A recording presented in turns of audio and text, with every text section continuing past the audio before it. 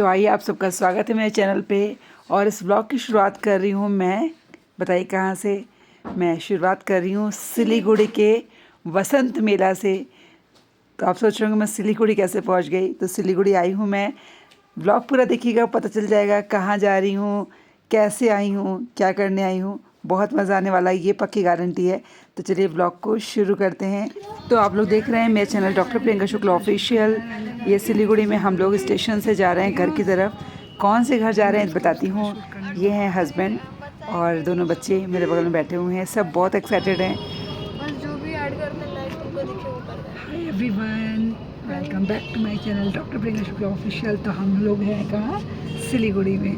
और इस नए ब्लॉग में नई जगह कहीं घुमाने लेके चलेंगे आपको। बहुत मज़ा आने वाला है, बने रहिएगा, ब्लॉग पूरा देखिएगा लास्ट तक और चैनल को सब्सक्राइब करते हुए जाइएगा। तो जो लोग सिलीगुड़ी के होंगे उनको पता होगा कि कौन सी जगह है, कौन सा स्टैचू है।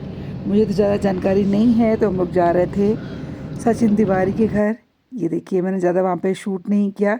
रील्स हालांकि खूब सारी डाली है। सचिन तिवारी और शुभम हैं जो सर के स्टूडेंट थे और मेरे भी स्टूडेंट थे। तो यहाँ पे हम लोग आए, रात रुके यहाँ पे। Morning everyone. तो ये हमारी है सिलीगुड़ी में पहली सुबह। देख रहे हैं पीछे क्या है, ये मेरा नहीं है, कभी मेरे पास भी आएगा। ये देखिए सिल्वर बटन और गोल्डन बटन। देखिए इनको आप सबने ज़रूर देखा होगा यूट्यूब पे या कहीं कहीं पे भी देखा होगा। तो इनका है। तो सचिन मेरे हस्बैंड के जो स्टूडेंट रहे हैं, इनके बड़े भाई शुभम इनका भाई है। और मैंने भी पढ़ाया था उस टाइम। तो हम लोग का स्टूडेंट है शुभम। और अब तो काफ़ी अच्छी पोस्ट पे पहुंच चुके हैं। और सचिन उसका छोटा भाई जो काफ़ी पॉपुलर है सोशल मीडिया पे, बहुत प्यारा। मैं खूब सारे रील्स बनाए रात को और वो ज़रूर पोस्ट करूँगी, देखिएगा आप सभी कैसी लगती है। तो यहाँ पे हम लोग आए थे रात रुकी और यहाँ पे ज़्यादा शूट नहीं किया मैंने, क्योंकि हम लोग बातें करने में मस्त थे और अच्छा भी नहीं लगता है मुझे ज़्यादा। तो हम लोग निकल रहे हैं दार्जिलिंग के लिए और यहाँ से हम लोग अपनी पर्सनल गाड़ी हायर कर ली है। तो अगर आपको दार्जिलिंग जाना है तो सबसे पहले आपको आना होगा सिलीगुड़ी NJP। वहाँ पे आप उतरेंगे जिस भी ट्रेन से आ रहे हैं आप। फिर वहाँ से ही आपको दरवाजे पे ही, स्टेशन पे ही गाड़ियाँ मिल जाती हैं। आप पर्सनल गाड़ी बुक कर सकते हैं या फिर आप बस भी ले सकते हैं या फिर आप शेयरिंग में भी जा सकते हैं। तो हर तरह का है, जैसा आपका बजट है। तो हम लोगों ने पर्सनल गाड़ी की है, शेयरिंग में नहीं जा रहे हैं। तो बस सुबह के बज रहे हैं 6, हम सब रेडी हैं बिल्कुल जाने के लिए। रेडी सेट को बस निकल रहे हैं हम लोग। तो घर से निकलते ही लेफ़्ट साइड में एक मंदिर था, बहुत प्यारा सा, अलग ही डिज़ाइन थी यहाँ के मंदिर की। तो सुबह सुबह ही एक मंदिर के दर्शन हो गए, काफ़ी अच्छा लगा हमें। तो हम लोग चले दार्जिलिंग की तरफ, पहाड़ियों के बीच से होते हुए। और बहुत एक्साइटेड हैं सब पहाड़ों को देखने के लिए, जिग रास्तों पर चलने के लिए। तो अब चलिए सफ़र शुरू करते हैं अपना आपके साथ। पहाड़ों के बीच से मैं सारे पॉइंट दिखाते हुए चलूँगी। यहाँ से कैसे कैसे रास्ता है, कैसे कैसे जाना है। ये देखिए लोग फुटबॉल खेल रहे हैं। बंगाल में फ़ुटबॉल का बहुत क्रेज़ होता है। और वो देखिए सामने पहाड़ दिखना शुरू हो गया है, पहाड़ दिख रहा है।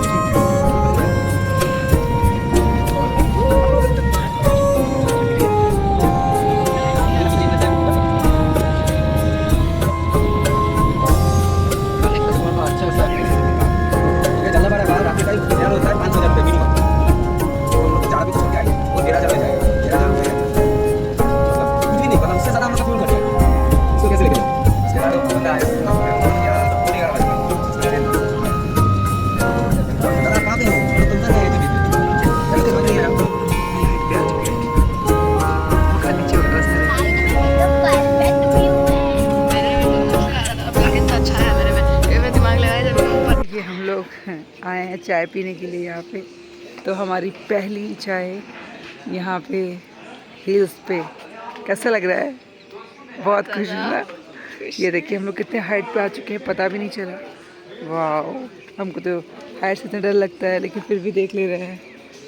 यहाँ पे पी रहे हैं चाय, और ये बिस्किट नमकीन वाले हैं, बहुत टेस्टी हैं। और साथ में ऑर्डर किया है हमारा प्यारा वेज मोमो। सुबह सुबह के पी रहे हैं चाय, हमारी पहली चाय पहाड़ों की।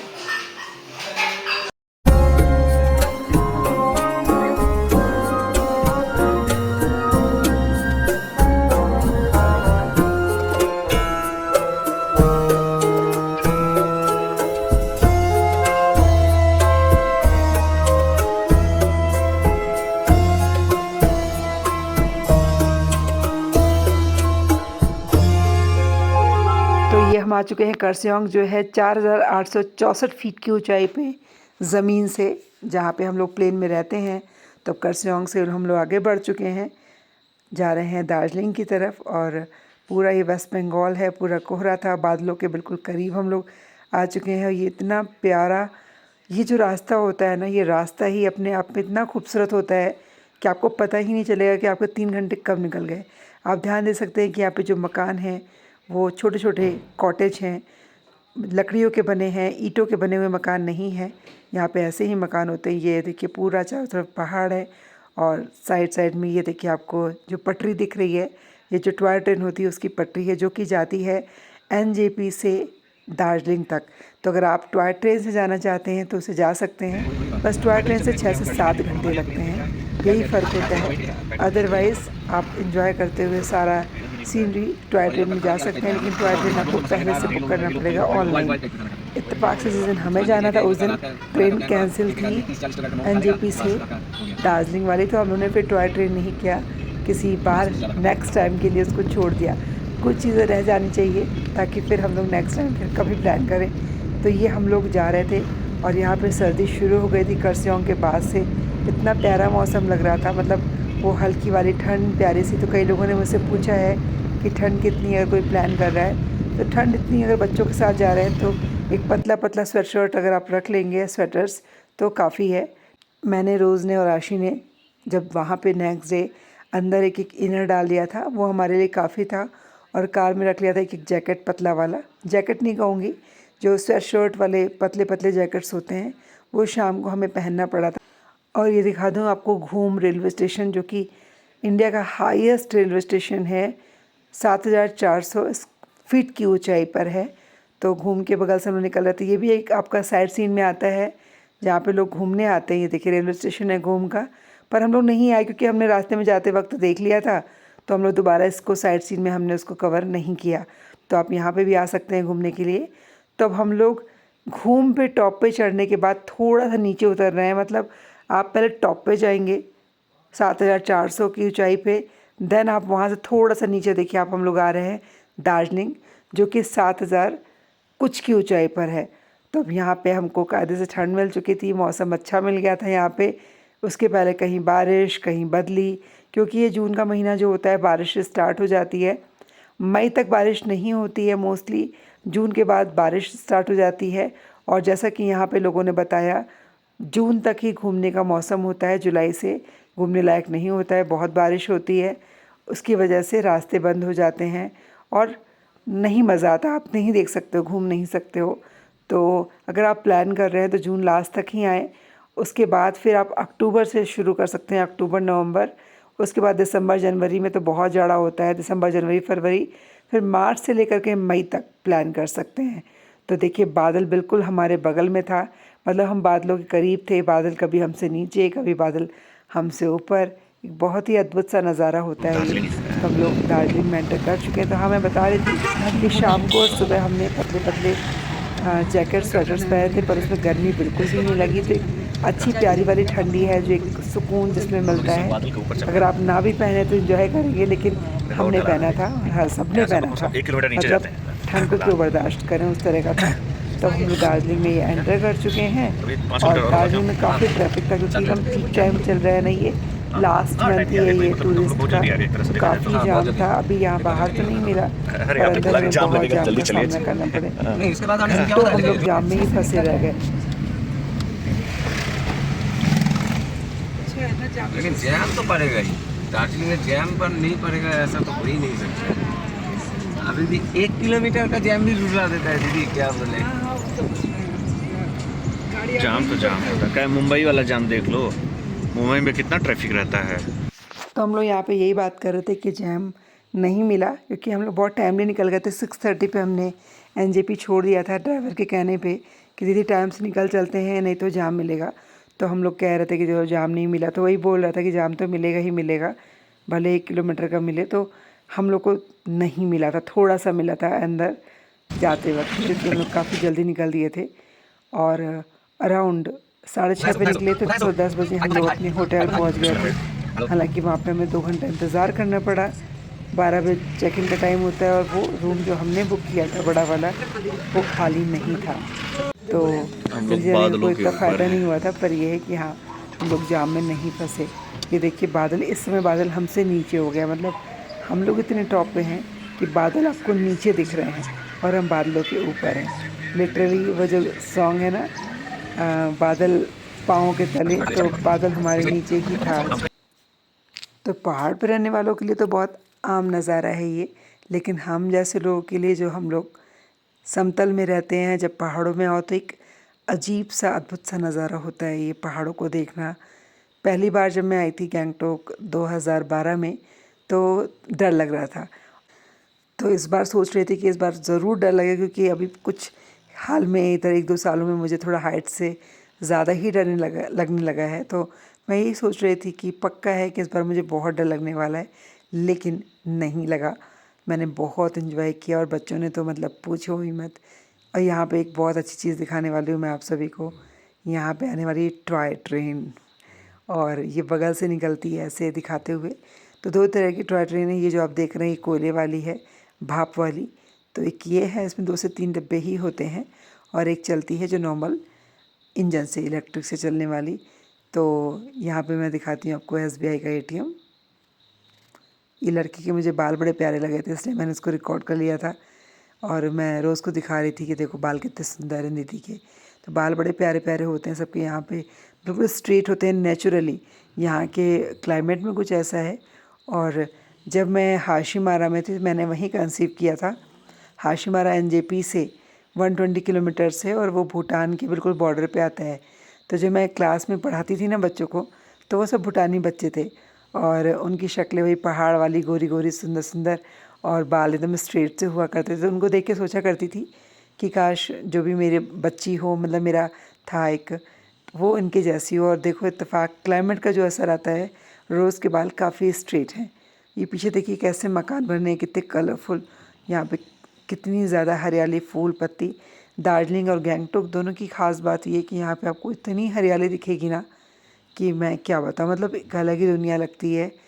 और इसको देखने के बाद यही लगा कि हम सबको वाकई में पेड़ पौधे बहुत ज़्यादा लगाने चाहिए, ताकि ग्लोबल वार्मिंग जो भी प्रॉब्लम है वो कंट्रोल में आ सके।